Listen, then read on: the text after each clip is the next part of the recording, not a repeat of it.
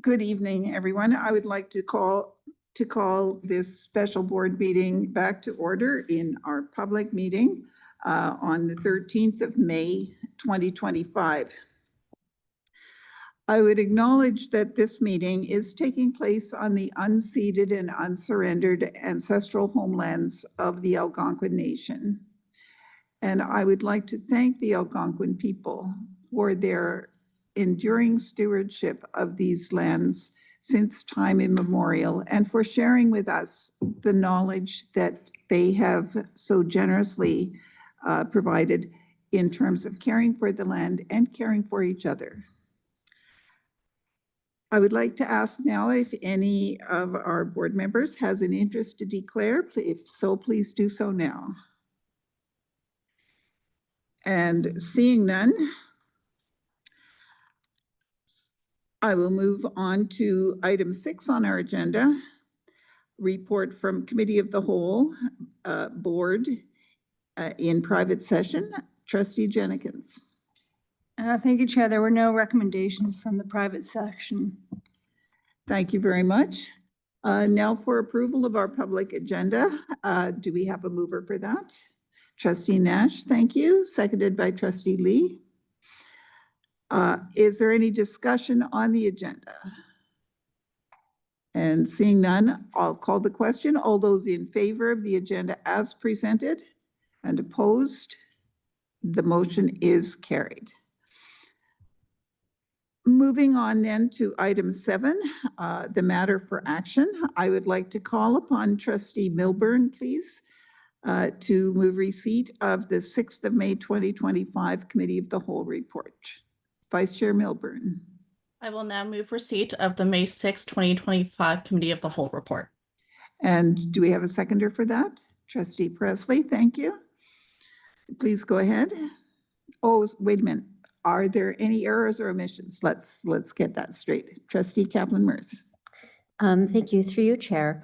I noticed in these minutes that there's more detail for some statements than there is detail for other statements. So I want to draw your attention to page 7, in which there's a paragraph 3 from the bottom that starts, trustees expressed concern regarding the continued lack of support towards disadvantaged communities and inquired about the impacts the EPR will have.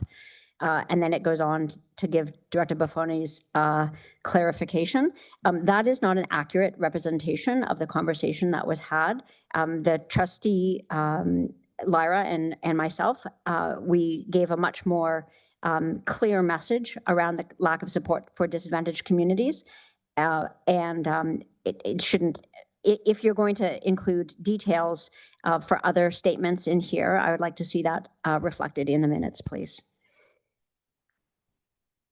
Thank you for that. We do not, as you are aware, we do not do verbatim minutes. However, I understand the concern that there may be an imbalance there that doesn't belong there, and I will ask staff to review the meeting and make appropriate changes. Thank you. Thank you. Are there any other errors or omissions? And seeing none then, I will call a question on receipt of the 6th of May 2025 Committee of the Whole report. All those in favor? And opposed? Motion is carried. Vice Chair Milburn. On a motion by Trustee Jenkins, which I will second, that A, effective September 2026, 2 elementary programs, enhanced English and French immersion as described in report 25-025 be offered for students in grades 1 to 8, enhanced English and French immersion. Middle French immersion be phased out over time as the last cohort of grade 4 students entering the program in September 2026 completes grade 8. And alternative be phased out over time as the last cohort of JK students entering the program in September 2025 completes grade 8. C, effective September 2026, elementary schools, grade configuration, attendance boundaries, and program offerings be revised as outlined in report 25-025 and appendices A and B to report 25-025, including site-specific transitional provisions, and D, that the transition framework outlined in section 13 of the report 25-025 grant all requests for exemptions, provided 1, the school still has the program the student would otherwise be enrolled in. 2, the hard guidelines are met. And 3, there is space and program viability at both the sending and receiving schools. Thank you, Trustee Milburn. Is this a consent item? And I'm seeing that it is not. Are there any other matters in the report that you are bringing to us tonight? Not at this time. Thank you very much, Vice Chair Milburn. So we will move on then with our agenda. And I will look to Trustee Jenkins as the mover to introduce the recommendation. Reminding everybody that at board, we do have 5 minutes to speak, but we only get to speak once to the main motion. Go ahead. Thank you, Chair. I don't believe any introductions required as it was laid out last week. Thank you. Are there speakers to the motion? Trustee Presley. Thank you, Madam Chair. Through you, I'd like to make an amendment to the motion as presented. I have sent wording along to Manager Gatley earlier, and I have provided wording to all trustees earlier today as well. And could we have the wording of the amendment on the screen, please?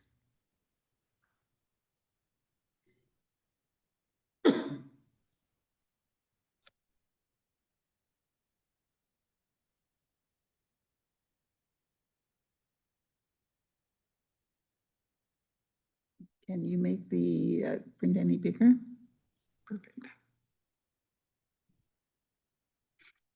So would you please read your amendment? Sure.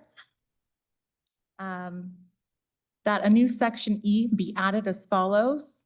I, that the transition framework outlined in recommendation A, part 3, and in section D, section B of report 25-025 to be amended to allow the last cohort of junior kindergarten students to enter the, which should say elementary alternative program in September 2027. And 2, that the director be instructed to prepare a report for presentation during the fall of 2027 and before the 30th of November 2027 for the board in consultation with the Alternative School Advisory Committee and the alternative community to determine the viability of modifying the phase out of the alternative program.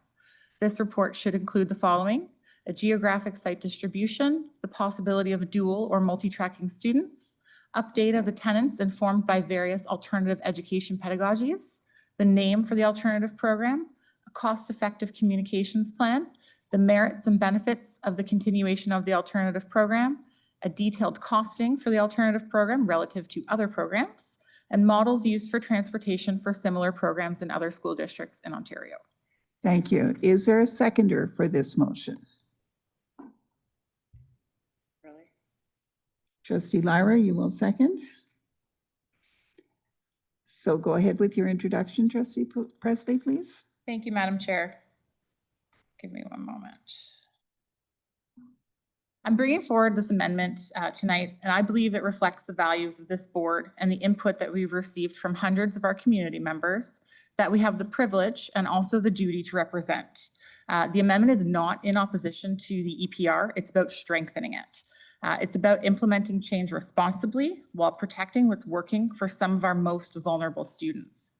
I don't mean this amendment to be a rejection of the staff recommendation or of the work done for the EPR. I want to be very clear on that. Rather, it's a responsible addition, one that allows the board to preserve a window for thoughtful evaluation of the alternative program, particularly as it relates to students who have historically relied on the program to succeed. As we know, alternative is not just another delivery model. It's a distinctive educational approach that emphasizes non-competition, student-centered learning, integrated curriculum, and multi-age classrooms. These aren't just philosophical ideals. They create a different environment, which is not in place in many mainstream classes that operate according to the traditional configuration of schooling developed almost a century ago.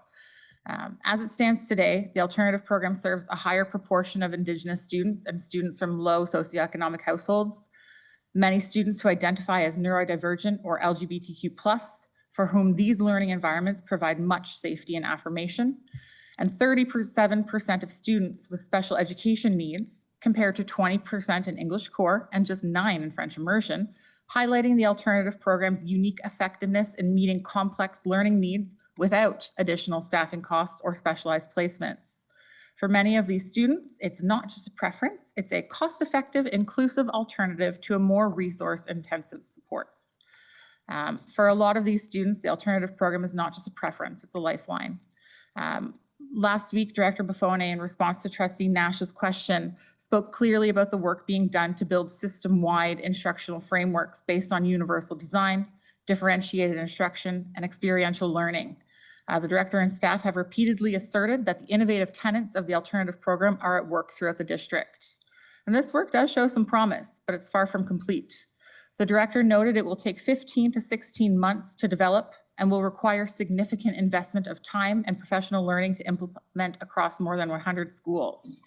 To quote your words, Director, you said, "This work is harder than what we're doing this evening." And I fully agree with that.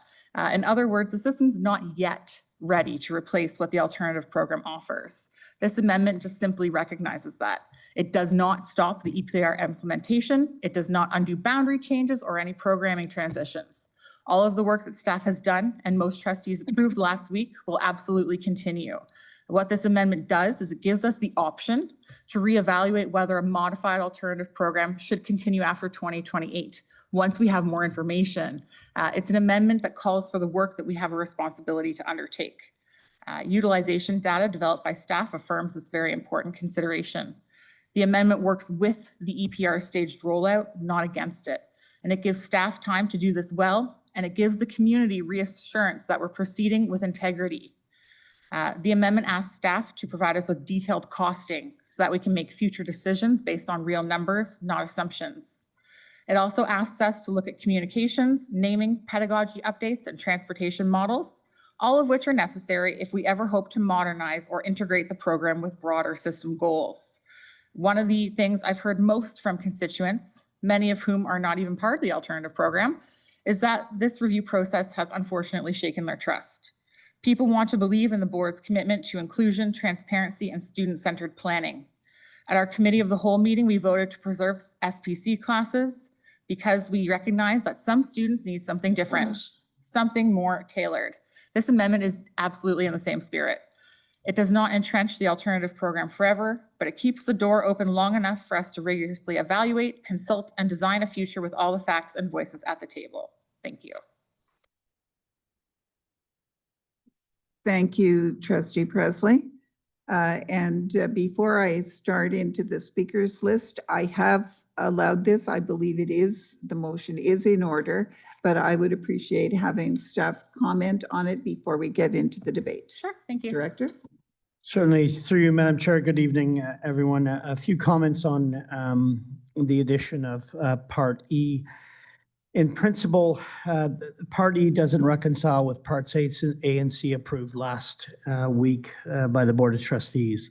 It is important to note for the Board of Trustees that the 4 properties in particular described at Alt, 5 in total, but 4 spanning the K to 6 are required to become community sites, that the district will need to mobilize our resources, human, material, and fiscal to prepare those sites for a dual track offering, and that the delay of that decision-making, even in the context of some return to a decision in the fall of 2027, would create an impossible situation for the organization, as we will have mobilized it to become dual track, and then we would be dealing with a discussion at that point in time around multiple tracks, including a potential 3rd track, which would be extremely difficult for the district to maintain its fiscal responsibility. Beyond the need for the properties to serve as community schools, and that's part of what was rolled out in the attachments you received last week in the board report. we have a need as an organization to streamline our programming. In essence, for every additional program that we offer, there are inefficiencies that are created from staffing through to transportation. That's the point of what was provided by the staff last week and in the report that came out to ensure that we as an organization are as effective and efficient as possible. The research that was provided in report 24-110, it's Appendix D on the district data with respect to alternative programming, indicates that the majority of students in the program were born in Canada, that there's a significantly or disproportionately lower number of multilingual learners in the alternative program, although a significantly or a proportionally higher amount of students with special needs. Most specifically, the data that's released in that report, and it builds on the data released in the fall of 2010, January of 2010, that spoke to the review of the elementary alternative program, that credit accumulation in grade 10, those students who exit the alternative program, after their time within the program, have only 65% of the students in alternative achieving the desired number of credits by the milestone of grade 10, 16 by 16, compared to 82% across all students in the district, and most importantly, compared to 77% for those in the English with Core French program. The data that we have gathered for the better part of a quarter century do not indicate a greater progress or value add for our students. In fact, the data, including credit accumulation, indicate the opposite, that it's not adding value to the organization at a tremendous cost from staffing, with those programs not being loaded to the full capacity. It's not every program that loads to a full capacity, but this one doesn't load at all, meaning some other inefficiency or higher class average elsewhere on a staffing front. From transportation, it's over $1.2 million a year of additional transportation allocated to the programming, which staff feels can be better utilized to serve student needs elsewhere. Beyond that, students in the alternative program are noted to be chronically absent as defined by the Ministry of Education, missing 10% or more instructional days more often than students in the other three programs of English with Core French, Early French Immersion, and Middle French Immersion.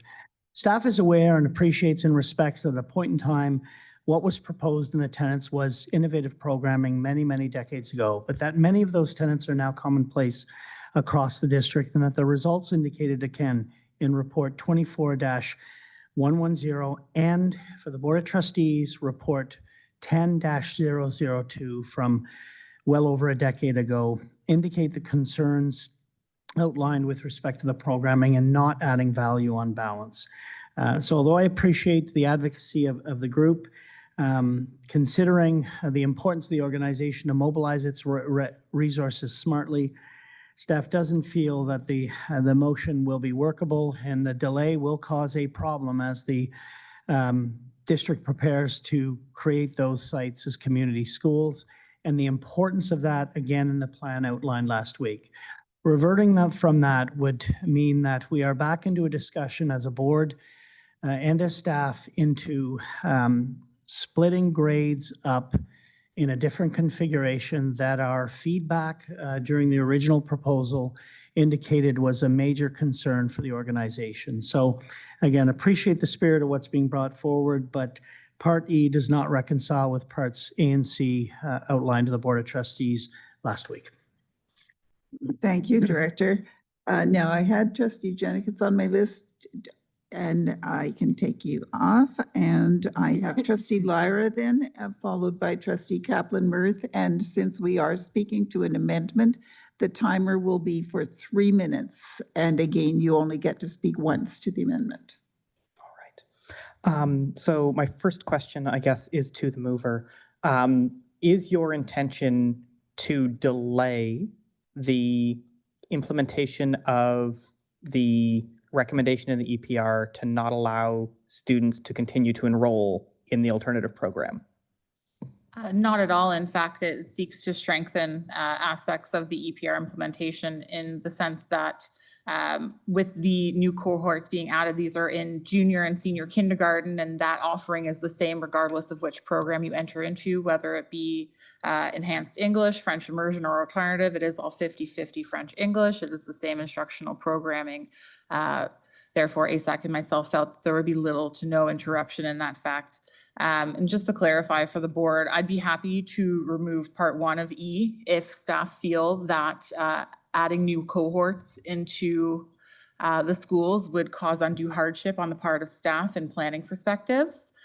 Really, what I believe the spirit of the amendment and what ASAC and myself are hoping for is to get more information regarding the alternative program. I understand the director mentioned some reports, but they have been asking for much information and have not been provided it. So that's what they're looking to get so they can understand a lot more of the decision-making processes. Trustee Lyra? Can we get the text on the screen so that when the mover says clause 1, we all know what we're talking about? That would be helpful. If we could have the text on the screen. Okay. Is your intention to change the recommendation around students enrolling mid-year? So initially, ASAC has indicated that they would love to be able to see further enrollment. However, I understand that based on the recommendations that were passed last week, that this might cause some tension and hardship in relation to staff and allowing those students to enter in. So in order to make this amendment more palatable to trustees, I would be happy to remove the first section of the amendment E. In order to essentially, we're asking for a report. We're asking for a clear and concise report relating to numbers. I understand the director said only 65% of grade 10 students have credit accumulation. Let's also keep in mind that there's a much higher percentage of special education students within the alternative program. So that's going to impact those numbers, as well as transportation savings of $1.2 million. That would be for 1 year. We don't get Trustee that money Presley, every year. I'm going to So ask you thank to you, Madam confine Chair. yourself to answering the question that Thank was you. asked. Yeah. Thank you. Thank you. Trustee Lyra? If the mover has said that they'd be happy to strike clause 1, which is a clause that I have far more concern about, I'm happy to move that we strike clause 1. You're muted. Lynn, you're muted.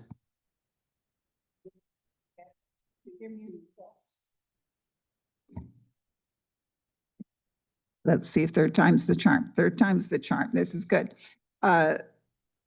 So this would be an amendment to delete Roman numeral 1. Is there a seconder for that? Trustee Presley will second that. And the next question is whether this would be a friendly amendment. Is there any objection to this change? And I'm seeing no objection. So we will consider that amendment to delete that clause accepted as friendly and included. Trustee Lyra? Thanks. So now that we're only talking about a report, I would like to know what we are replacing. What work are we not doing to run this report? Director? Director? Through you, Madam Chair, when I look at Part E now, and essentially it's simply a part, it's not got a Roman numeral if the first part is gone. There are contradictions within what's mentioned here. We've got a part that looks at determining the viability of modifying the phase out of the alternative program, and then later in the elements of the report, looking at the merits and benefits of the continuation of the alternative program, which to me is a contradiction in what's being asked of staff. So I don't know exactly what report would be prepared, because staff has provided reports over the better part of a quarter century around the concerns that have been raised in the value add. The organizations in a financial investigation around ongoing structural deficits and looking to streamline our programs and services to get the organization into a better spot. There's a report linked from May 6th, which has all the attachments to the district data that's been collected over time. And I respect the perspectives and any one testimonial or viewpoint of a student or a member of VASAC as a community, but you will find within the district data and driving back to the last renewed strategic planning process, strengths and issues, concerns and challenges, as well as rewards and opportunities mentioned around the alternative program. It's not clear cut as it's presented when a program is being brought forward to discontinuation. So from staff's perspective, we've done reports on alternative, and what's being mentioned in the report being included speaks to other elements that will keep the organization in a state of uncertainty while staff is looking to prepare the organization for a dual track offering as far and wide as we possibly can when I read the list of what's expected in the report. Sorry, I did not hear an answer to my question, which was, what if this were to pass, what work would it be postponing? What work would we otherwise not be doing to do this? Or what resources would we need to do this in addition to the other work? Through you, Madam Chair, I would add simply that this would keep the organization in a state of uncertainty, that looking at what the report is to include in that list that's presented, that would give to members of the public and members in the gallery this notion that programs could be, to be frank, not phased out, but actually the merits and benefits of the continuation of the alternative program, while staff behind the scenes would be preparing these sites to become dual track. In the event on the 30th of November of 2027 that some other decision were made, the district has an instant problem that we would not have time frame to be able to remobilize, and we would be back as an organization into multiple tracks being offered within our sites.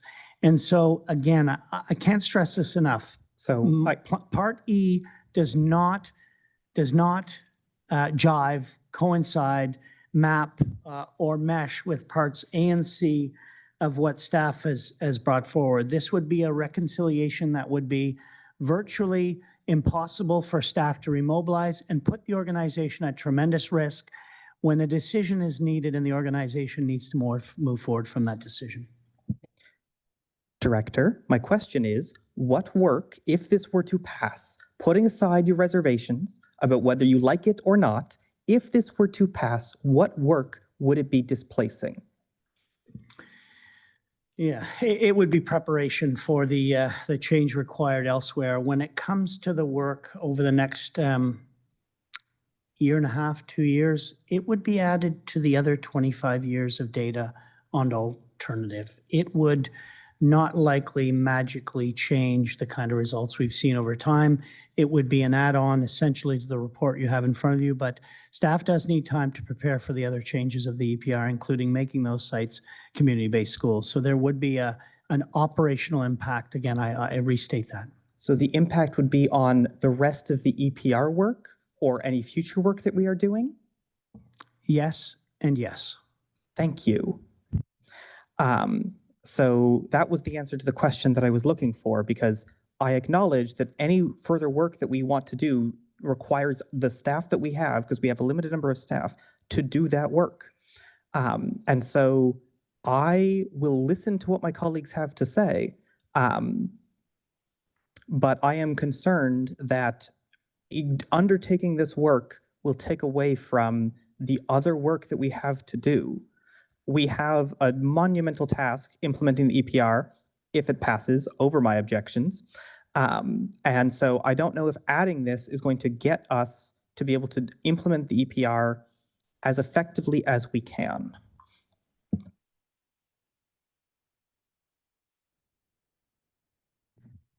Thank you, Trustee Lyra. Next on my list, I have Trustee Kaplan-Murth and then Trustee Dixon. Thank you, through you, Chair. We're hearing about the importance of the organization mobilizing its resources, and we're hearing about efficiencies, which speaks to how much our current EPR is really driven by our fear of being taken over by the Ministry of Education because we can't balance our budget. That being said, you know, we've already last week indicated that most of the trustees around the table were willing to cut the alternative school program, although it was acknowledged that the special education programs shouldn't be cut because they offer programs that are truly irreproducible right now in the mainstream classroom. And what I'm hearing from Trustee Presley and what I'm hearing from the community in terms of alternative schools is that that alternative schools are the only space in which many of our learners have felt valued and supported. It's the only space in which we've actually provided access to school for some of those kids. I understand what Director Buffon is saying, that we have report after report that shows that these kids still may not ultimately accumulate as many credits later on. But for a lot of the children, we're talking about their lives, their well-being, their health, even in some instances, their safety. And alternative schools have uniquely provided that. So while I agree with Trustee Lyra that this is not necessarily a motion that is where we need to put our resources, because ultimately, if people are going to vote down alternative schools, it doesn't make sense to be using resources to do another assessment of whether or not we should have alternative schools. I think that we need to acknowledge that we have failed to adequately support Indigenous students, racialized students, students with disabilities, students with special needs, and neurodiverse students. And we have a clear track record of pushing those children out of our mainstream classrooms.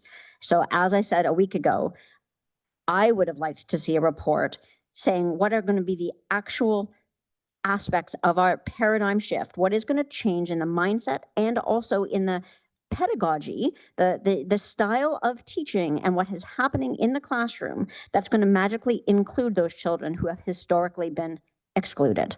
So while, you know, this motion may not be able to pass, and it may not even be appropriate at this point, we are letting down those students who have historically needed to be in alternative programs. And I would like to keep our feet to the fire to demonstrate that we are actually going to support those students in a very different way from what we've done before. Thank you, Trustee Kaplan-Murth. Moving on then, I have Trustee Dixon. Through you, Chair. Trustee Kaplan-Murth hit on some of the questions I had. But I guess the last question I'd like to ask, even if we extend it for 2027, the outcome is really not going to change. I just need clarity on that. And that report that Trustee Presley is asking for, do we have that already with the numbers that she's asking about? Or is there a way to get it before extending it to 2027 and leaving it at the date that we have right now? Through you, Madam Chair, I think Trustee Dixon asked a good question. Report 24-110 earlier in the elementary program review, Appendix D gives district data that explains strengths to celebrate and challenges or concerns around the programs. I think it speaks, thanks to the work of General Manager Rahim and our READ analyses of the concerns around the alternative program and some of the actual outcomes. I think what you're speaking to, and I think what Trustee Kaplan-Murth speaks to, is to a mindset shift. And what I know will stunt that mindset shift is this culture that we can just send some conflict, some issue, some concern along to the next school with transportation. That will never get at the kind of work that Trustee Kaplan-Murth speaks to with holding feet to our fire. Those districts that actually make their community schools work do so because there is no other alternative. There is no sending anybody anywhere else. They work with the students in front of them. they don't even think about other options because they don't exist. Either they can't afford them or they're not in place, and so they serve the students in front of them.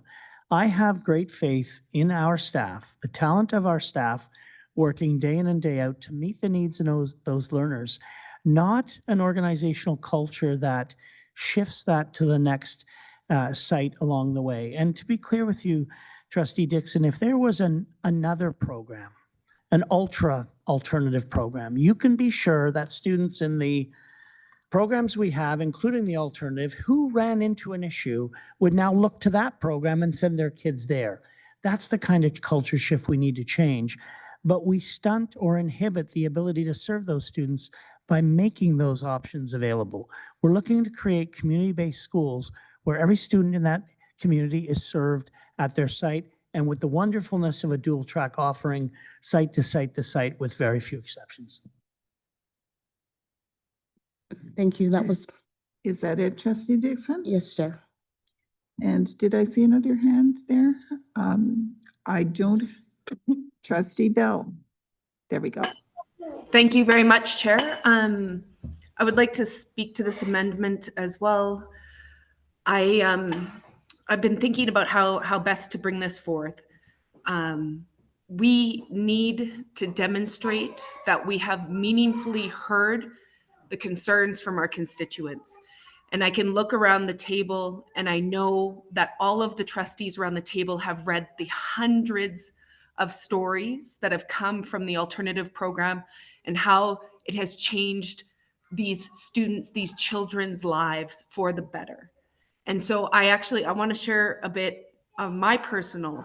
So when I was 14, I was at the point of being lost by the conventional system. And what was it that made a difference? Was my mom was able to get me into an alternative program. And without that, I don't think I would be here today with you.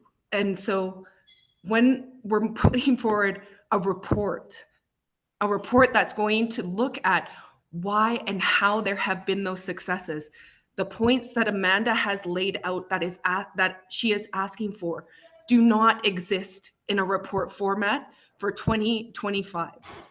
And it's not asking to change the projection of the EPR. It's asking us to investigate, to do our due diligence and ensure that our decision is based on the data and evidence. Because I've heard the stories, I've heard the voices, and I know you have too around the table, of the students that this program has changed their lives for the better. That they went to this program because they didn't thrive.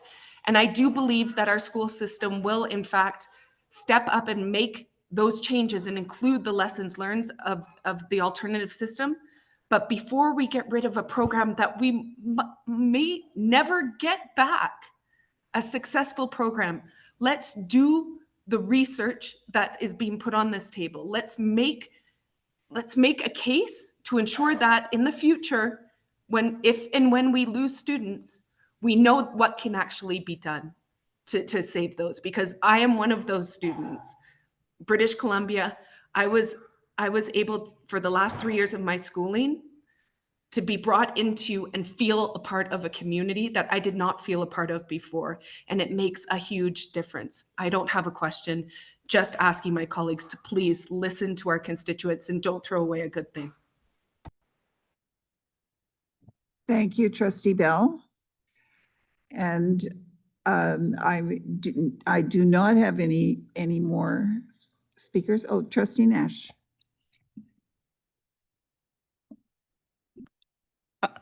I have, as you know, I have 3 alternative schools in my zone. I have been asked by families, don't you believe us when we say our children are thriving at their alternative school, that they feel included, valued, listened to, that they matter? Of course I do. Every child should feel that way.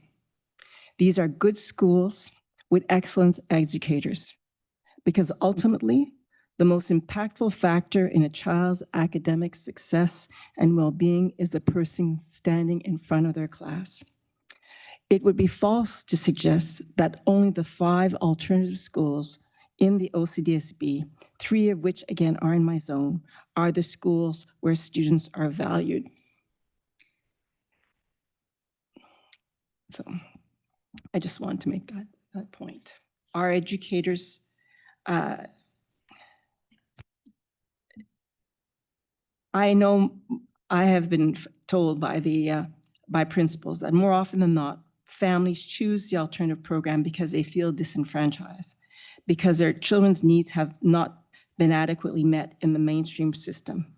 That is why we are seeking a shift that's why we are seeing a shift in the profile of students entering the program. And that is something we must take seriously.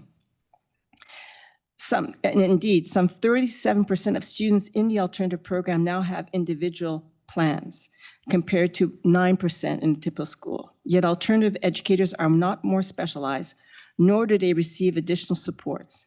They are working with students who often have high needs. Like so many of our educators, they are excellent at what they do and find a way, but at what personal cost? 2 years ago, one of the alternative schools had to temporarily close due to extreme dysregulation. Staff received specialized training over a 2-day period to manage challenges. The level of need contributes to high burnout among staff. Again, I come back to the raison d'être of the alternative program. It was to showcase innovative approaches to learning. But the state of affairs, when we're seeing the profile of the students, when we're looking, and in fact, let's look at the enrollment in terms of our schools. We have approximately 700 students right now that in 5 schools. That could fit in a single school. For instance, Broadview is a school that has capacity of 800. Churchill Alternative, for example, once had an enrollment of 450. That was well over capacity. Today, it has less than half that number, and this trend has persisted for some time. Regina began offering the alternative program after the closure of Grant Alternative. Both schools had been experiencing low enrollment. Regina retained the same staff who successfully pivoted to deliver the alternative model, demonstrating that many of its tenets have become part of mainstream best practices. Again, I'll leave it at that. But to state that only our alternative schools are serving the needs of our children and for them to feel welcome, to valued, is really doing a disservice to the numerous teachers and staff and students in schools that do a wonderful job in ensuring that our children feel valued. The alternative model, what was envisioned back in the 1980s, is not what we see today. And again, I attribute that to a number of factors, but one primarily is that we've now introduced so many of these practices into the mainstream. Trustee Nash, I'm afraid you're out of time. That's fine, thank you. Thank you. And are there any other speakers? Trustee Milburn. Thank you, Madam Chair. Through you, I am wondering if if this amendment was to pass and a report is produced, do staff envision that there could be different ways or modifications to how we deliver education? Do they see that they could learn interesting information that will help us evolve and innovate to attract more students to the OCDSB? Director. Through you, Madam Chair, it's an interesting question from Vice Chair Milburn. I think, to be frank with the Board of Trustees, our greatest gift that we offer as a district, again, I feel like we're like many other school boards, but we're unique in a couple of areas. And one of them is the fact that we offer a dual track English program and French immersion program that's not a lottery system. It's not a lineup. It's not limited by numbers. We restaff and mobilize to make sure we serve our students. I think that's our greatest strength as an organization. I think the tenets that are part of the alternative program, as Trustee Nash has pointed out, have become integrated into other aspects of our system, in that our mindset needs to be what Trustees Dixon and Nash, and Kaplan-Murth and others have mentioned, that we serve the students in front of us. And that's the goal of the elementary program review. It's not perfect, but it does move this system forward on a much more equitable front, ensuring that dual track offering site to site to site. So I think there are learnings in every program we'll take forward. We'll make sure that we honor the tenants in the move ahead. I think we're doing so, to Trustee Nash's point, across the district, and that we'll continue to do so in the work ahead. Trustee Milburn? Question to the mover of the amendment. Would you and the ASAC community, if this report was produced and the outcome was still that it is not feasible or that it is better to integrate it within our regular programming, would that be an outcome that would be okay with the committee? Thank you. Your question is addressed to whom? The mover of the amendment? Trustee Presley? Answer. Thank you, Madam Chair. Through you, I can't speak on behalf of ASAC without their input on the answer of this, but to the best of my knowledge, if a report was produced and there were outcomes suggesting that, the tenets of the alternative program be absorbed into the mainstream classrooms, I think that would be excellent. I think at the heart of it, people who choose to enroll in the alternative program are looking for innovative practices that best support their child where they're at. And I understand that some trustees feel that those tenets have been integrated into mainstream classrooms, but we see the results that it's not, evidenced by the hundreds of stories that we've received. So I would love to see all schools implement, certain aspects of the tenets that work with our curriculum and pedagogies, but we're not seeing that yet. I think it can happen. As the director said, there's work to do on that, and I think that report would help to assist us in gaining those new advancements in pedagogies and student-centered education that we all strive for. That's everything, Madam Chair. Thank you. Thank you, Trustee Milburn. Other speakers to the amendment? And this is going to be the last call, because if there are no other speakers to the amendment, I will ask Trustee Jenkins if she could take the chair, please. Go ahead, please. Thank you. I do have one question, and that is addressed to the director. And because I have concerns about the language in the list of things in this amendment, which seem to be very much pointed to finding a mechanism somehow to keep elementary alternative going as separate schools in the longer term. Even though that's not exactly what it is saying.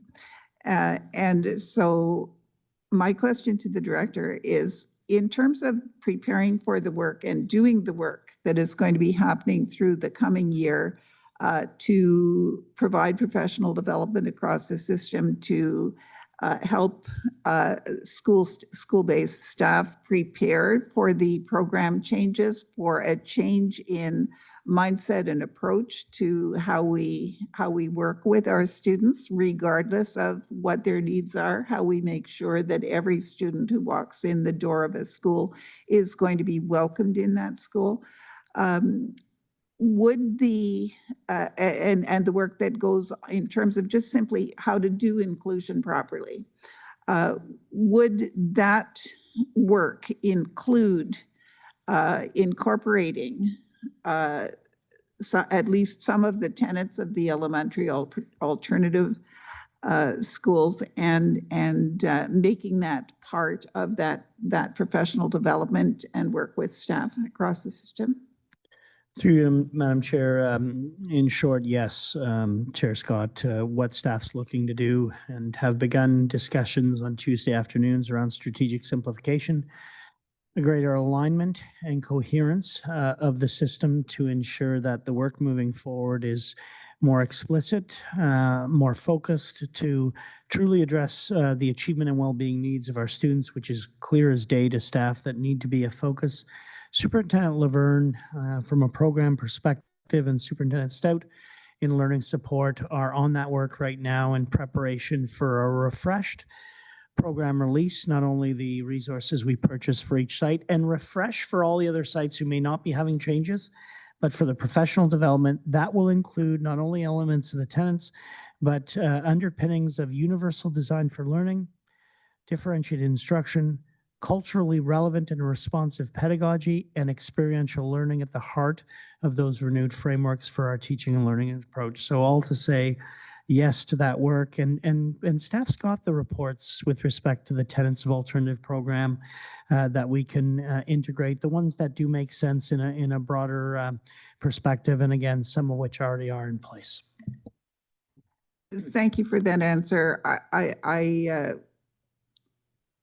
I think I can't support this amendment. Is a report going to be wanted at some point? Yes, I believe it is. This is not necessarily the report that is wanted. I think we more likely will be wanting at some point about mid-year next year is a report from staff around the work that is ongoing in terms of doing that preparation for the fall of 2026 in terms of professional development. And then we will probably want a further report a bit later than that as we start to see the impact of what is changing in our schools and how deeply that is becoming embedded across the system. But the report that's described in this amendment is not that report. Thank you, Madam Chair. All right, Chair, back to you then. And that brings us back to Trustee Presley for wrap up. Thank you. I'll try to keep it brief. We know that students are not being met where they need to be in our mainstream classrooms. That's been evidenced by the hundreds of stories that we've received. Staff are doing their best, but it's going to take time to implement some of the positive aspects of what the alternative program currently offers to its students and its community to be embedded in our dual track program. We have asked staff to do things that are much less relevant to our district prior to this. I really don't think this is a huge ask. A lot of the data we can produce readily, but what I think ASAC is really looking to capture is social emotional data that you can't just put on a number or Venn diagram for people to see. And that's the work that I believe needs to be done in order for the district to truly revolutionize, mobilize, whatever word you want to use, the way that we support our students. This amendment does not ask for a lot. A lot of this work is already going to be done as part of the EPR. I'm looking for your support, and I know that hundreds and hundreds of families, and even those who aren't in the alternative program, are asking for this. And at a time when trust in the district is at a low, unfortunately, I think this would signal to our community that we're listening and we're willing to work with them, regardless of what the outcome is. I really ask for your support in this to show our communities that we're listening to them, and also to instill confidence that hopefully we can grow our enrollment because we know that that's not the trend at this moment. Thank you.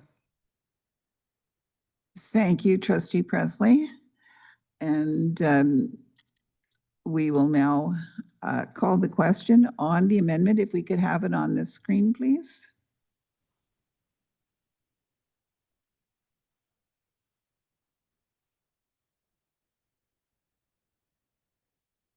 So the amendment would be to add a new section E, that the director be instructed to prepare a report for presentation during the fall of 2027 and before the 30th of November 2027 for the board in consultation with the Alternative School Advisory Committee, ASAC, and the alternative community to determine the viability of modifying the phase out of the alternative program. This report should include the following: geographic site distribution, the possibility of dual or multi-tracking students, update of the tenets informed by various alternative education pedagogies, the name for the alternative program, a cost-effective communications plan, the merits and benefits of the continuation of the alternative program, a detailed costing for the alternative program relative to other programs, and models used for transportation for similar programs to others in other school districts in Ontario. That is the amendment. I will ask all those in favor of this amendment. And opposed?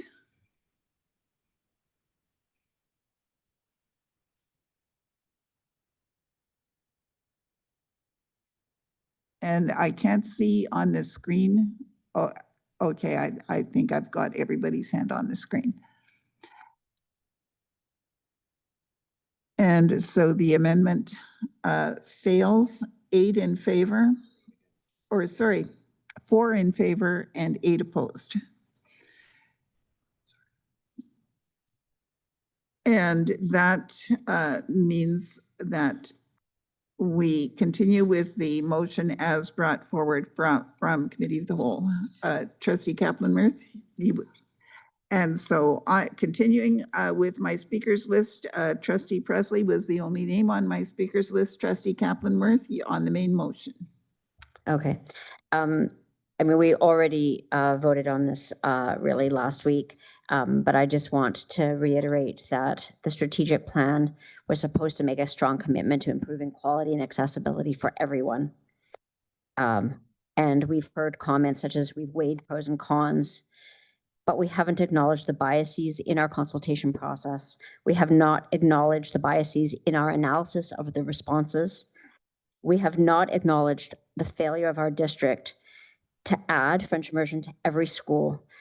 That is blatant structural inequality. We're leaving schools to languish that we know have the highest proportion of racialized students, families from the lowest socioeconomic households, newcomers to Canada. We're leaving them with a plan to close them when the moratorium on closing schools is lifted. We have not been provided with sufficient evidence that the OCDSB has the means to improve quality. As families from some of those schools in my district or in my zone have asserted, if there is a way to improve, to enhance English-only programs, they've certainly not seen that in decades, and they don't believe that we have truly a commitment to help those schools.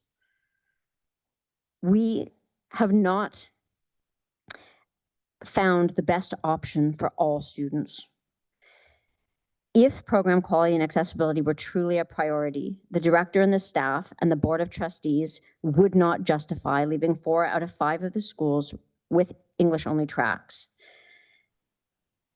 We can't justify our bait and switch, first arguing that this process has to address those disparities, even if change is uncomfortable for those who enjoy advantages, and then bowing to the pressures of overwhelming feedback from people who have those advantages. You can't expect us to believe that we will improve quality and accessibility when right now we're leaving behind some of those most disadvantaged populations. So we already know how tonight is going to go. I want on the record that we have let down these students. We have let these students down. We are not able to look the Indigenous woman who spoke to us at the beginning of this process in the eye and say that 10 years from now, we will have improved education for these students. What we will be able to do is to say to the Minister of Education, don't worry, we're finding ways to cut our budget. But I'm not convinced that we haven't been shown data as trustees, and we won't have metrics to be able to provide evidence that there are substantive changes in those number of identified students, those racialized students, students with disabilities, Indigenous students, low socioeconomic students, multilingual households, that we've improved their outcomes. We won't be able to show that. So 5 years from now, 10 years from now, I hope somebody will put your feet to the fire and point out that this process that we've undertaken was a failure to those students. Thank you. Thank you, Trustee Kaplan-Murth. Other speakers to the main motion?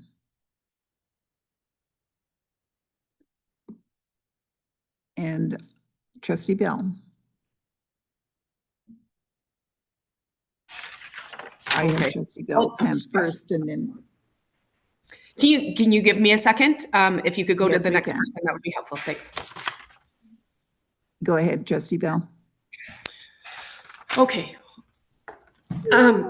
Sorry. Thanks everyone, through you, Chair. We know we need to build trust to demonstrate and communicate how the elementary program proposal was made. The proposals were made based on data, evidence, and research. We need to assure the community that implementation would thoughtfully take into account, will thoughtfully take into account the concerns we have heard. As I've already said, that we need to prove that we will take into account the successes of the alternative program.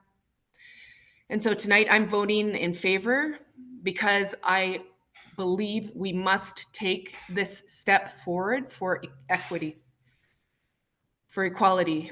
It's been a long time coming, and we need to ensure the viability of all of our schools. The board has heard the views of many of my constituents on the boundaries, and for that I'm grateful. They've heard the call from Indigenous peoples and others on the importance of including Indigenous perspectives and knowledge. The board has already stated it's committed in implementation to not disrupting as many families as possible through its boundary exemptions. And I'm confident that the professionals that are working behind the scenes will continue to do what is best for students during implementation. And I'm confident that they will do so within the confines of insufficient resources from the province. This is not a perfect plan, but I am confident that it is an important step forward for all of our students in all of our communities. And for that, I'm very grateful to the staff that have been working so hard on this. Thank you, Trustee Bell. Trustee Lyra. Thanks. So I am not going to move any amendments this evening. We did this last week, and I don't think anything has substantively changed around the table. So I'm going to talk a little bit about the decision that we have in front of us.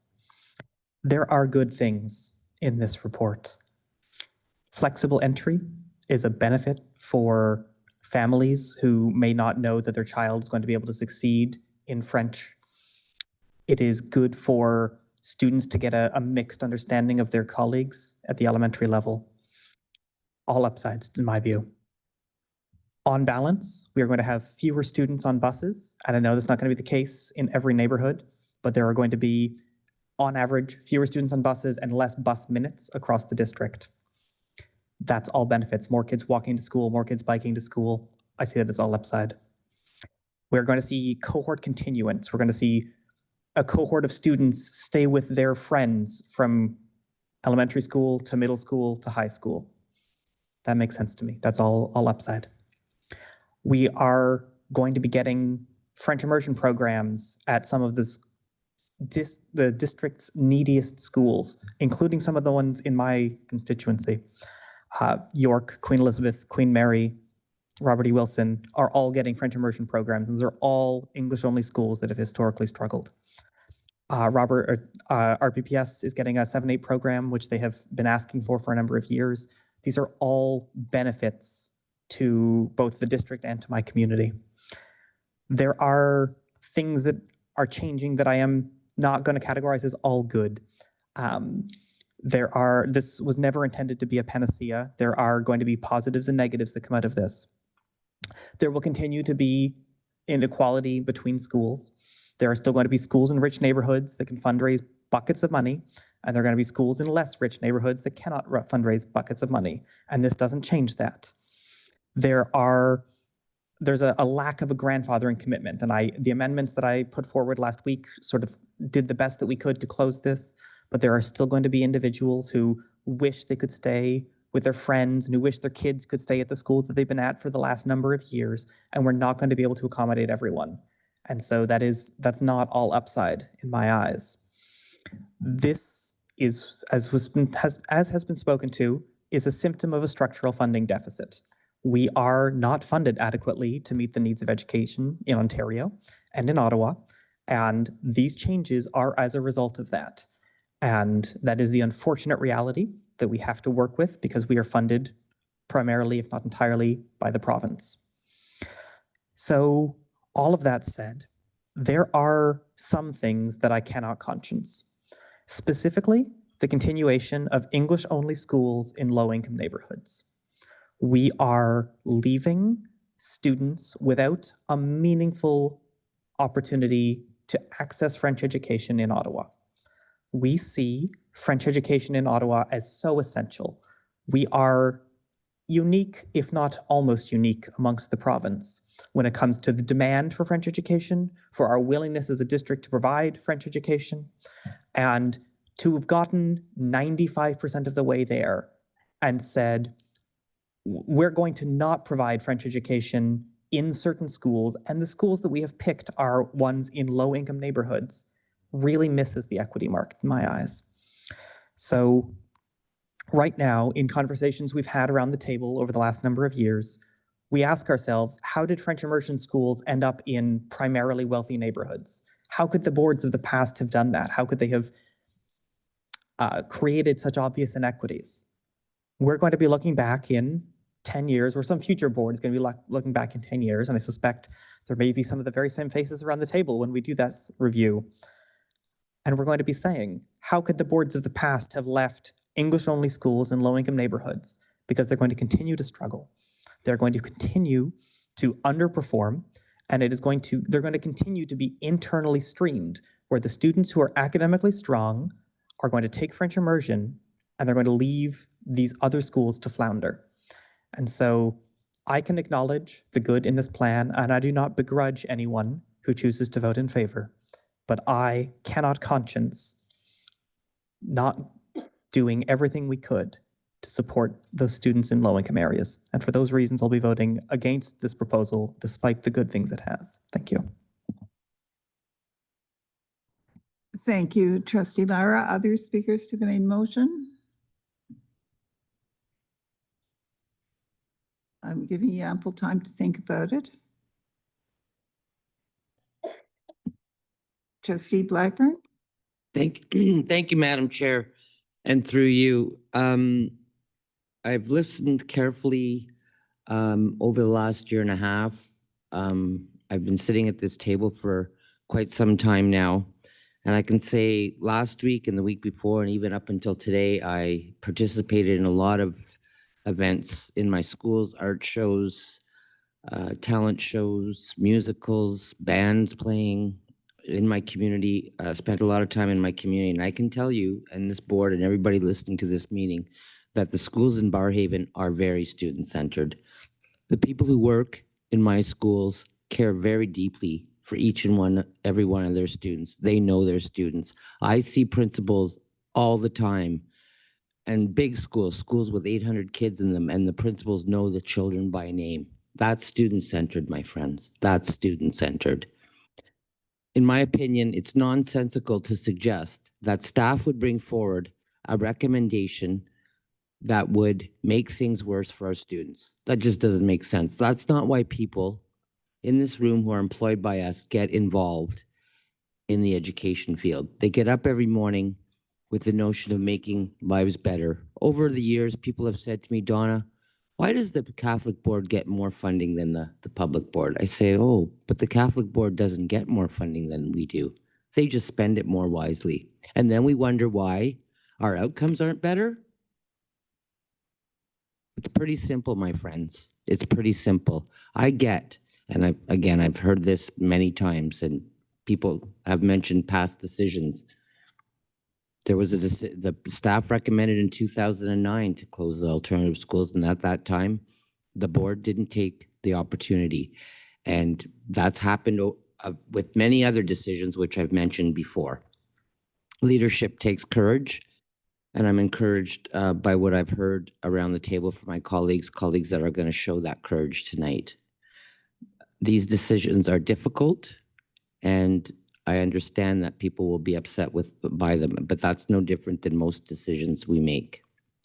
So I look forward to this passing. I look forward to staff getting on with the business of implementing this and improving the quality of education for the very students that other trustees have named. I have fought for equity all my life, way before I got to this table, and I will continue to do that.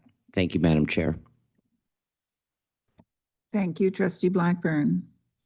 Other speakers to the main motion? Last call for other speakers to the main motion. And since we don't seem to have any others, I will ask Trustee Jenkins again if she could please take the chair. Go ahead, please, Chair Scott. Thank you. This recommendation is the culmination of an enormous amount of work on the part of our staff and an enormous amount of input and feedback from members of the OCDSB community across the entire city of Ottawa. I don't think there's any area, any school, any neighborhood where families have not been engaged in the discussion. First of all, what programs we should offer and what were the good things and the bad things about our existing programs. And secondly, in terms of the boundaries and the school grade configurations, and certainly we heard an awful lot on that because nobody really enjoys change. And we listened. We did make changes. But I think for me, the bottom line is we do need to make this decision. It's time. I look at other districts with similar levels of funding where you do see better academic results overall, even though they have similar proportions of students with special needs of various kinds, whether it's multi-language learners, whether it's special education students, whether it's Indigenous students, but they still managed to do better overall because they are able to concentrate their resources and their thinking more fully on how do you really meet the needs of these students and help the students learn to learn. And that's really the most important part. That's what schools are supposed to be all about. I do have some concern in supporting this recommendation that we did not fully consider the staff's recommendations with regard to special education programs. And I think that that is something where perhaps we have not had sufficient information about how the students would be served if we did change the number of specialized program classes that we have. So I expect to be bringing forward a motion asking staff for some further information on that in the very near future, because I do think that we may have failed to understand the situation adequately and not really necessarily come to the best decision in simply deciding to reject that proposal from staff altogether. However, this is not the night for that. This brings us part of the way towards having a more coherent system, a system that is more focused on students and student needs, and I will be happy to support it. Thank you. Chair, back to you then. And the floor back to you, because as the mover, you have wrap up. Thank you, Chair. The elementary program review sets out to strengthen elementary programs offered in the Ottawa-Carleton District School Board. Staff have presented trustees with a comprehensive recommendation that outlines a phased approach to restructuring our elementary program model, specialized program classes, and school configurations. The recommendation proposes a transition to 2 elementary program streams, enhanced English and French immersion. It also includes the gradual phase out of middle French immersion and alternative programs alongside adjustments to specialized program classes. The recommendation also envisions a realignment of school attendance boundaries and grade configurations, ensuring that students are supported in a model that is both sustainable and responsive to evolving needs. The proposed changes are rooted in a commitment to inclusive education, equitable access to learning, and ensuring stability for the students and families during this transition. I appreciate the conversations that trustees have had around the table and the response from the director and staff, and I will be supporting this motion. Thank you. Thank you, Trustee Jennings. So that brings us to the vote on the recommendation that's before us. If we could have that on the screen. And Manager Gatley, if you could please open the vote in eScribe.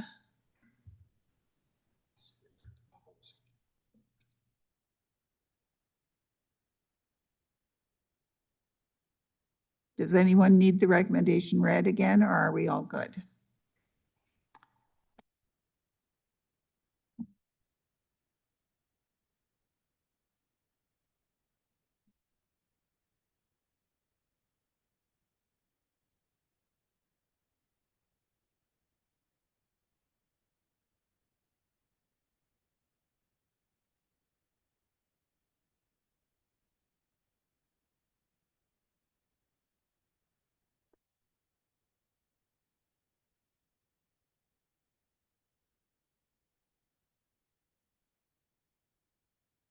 And we have the result. The recommendation is carried, 9 in favor, 3 opposed, and no abstentions.